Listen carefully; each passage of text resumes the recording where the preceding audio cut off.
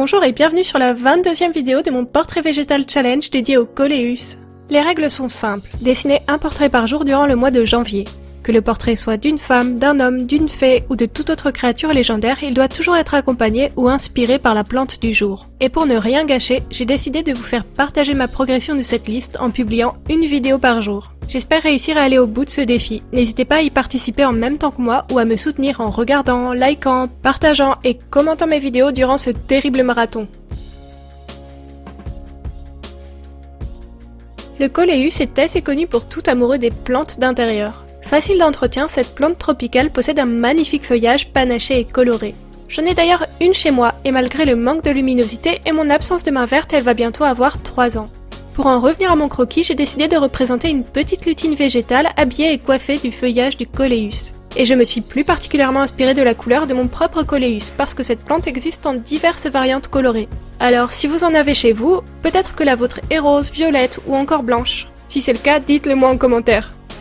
Pour ma mise en couleur, j'ai choisi d'utiliser les feutres peinture de la marque Molotov. Les Molotov se présentent comme les plus sérieux concurrents de la marque Posca. Ils ont un rendu mat qui à premier abord est très similaire à celui des Posca.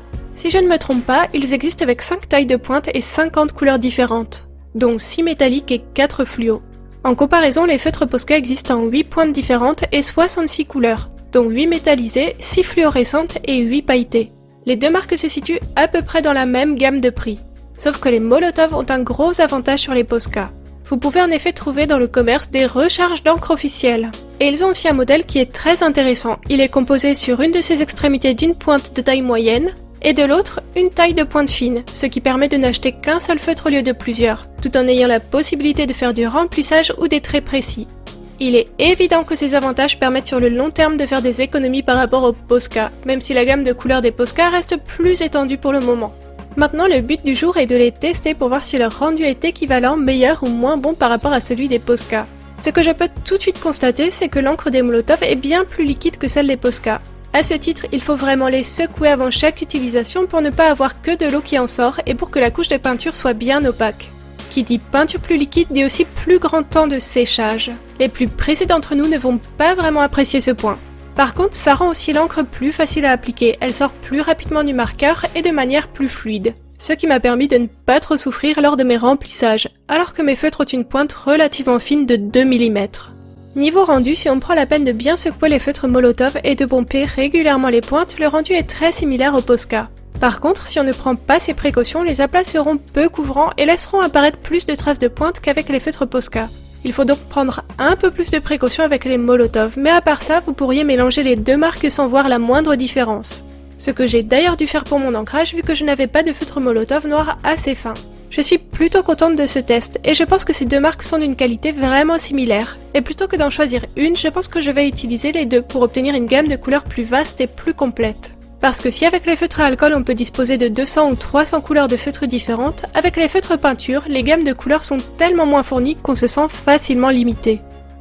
Pour en revenir à mon dessin, je suis assez mitigée par le fond, vu que je ne disposais que de feutres bleus très saturés. J'aurais aimé quelque chose de plus subtil et plus pastel. Pareil pour la peau de mon personnage, mais je n'avais pas non plus de feutre beige. Mais je n'ai pour le moment que 18 couleurs différentes. Alors si je fais abstraction des choix colorés que j'ai dû faire, je pense que je n'aurais pas particulièrement fait mieux avec une autre marque de feutre peinture. Je sais que pas mal de monde ont un peu de mal avec les feutres peinture, car ils donnent un rendu plus simple et épuré qu'avec des feutres à alcool. Ils sont moins précis, moins lisses et ils ne permettent pas de faire de magnifiques dégradés. Mais c'est un parti pris, il ne faut pas vouloir les penser et les utiliser comme des feutres à alcool. Avec les feutres acryliques, vous allez tendre vers un style bien différent, mais c'est aussi ce qui fait tout leur intérêt. Merci d'avoir regardé cette vidéo jusqu'au bout. J'attends vos commentaires et abonnez-vous, likez, partagez, parlez-en à vos amis et participez avec moi au portrait végétal challenge si vous êtes un dessineux dans l'âme. Et n'oubliez pas d'ajouter le hashtag dédié sur Instagram pour que je voie vos dessins. À demain!